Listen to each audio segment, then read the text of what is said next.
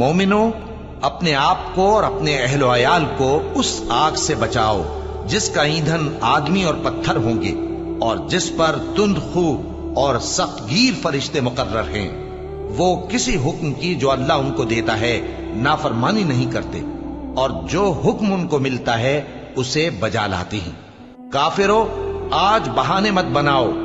جو عمل تم کیا کرتے تھے انہی کا تم کو بدلہ دیا جائے گا۔ مومنو، اللہ کے آگے صاف دل سے توبہ کرو، امید ہے کہ وہ تمہارے گناہ تم سے دور کر دے گا اور تم کو جنتوں میں جن کے نیچے نہریں بہ رہی ہیں داخل کرے گا۔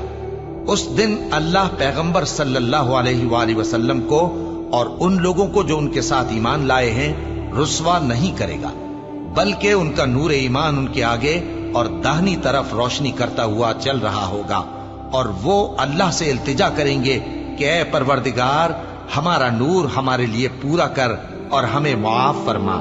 بے شک اللہ ہر چیز پر قادر ہے۔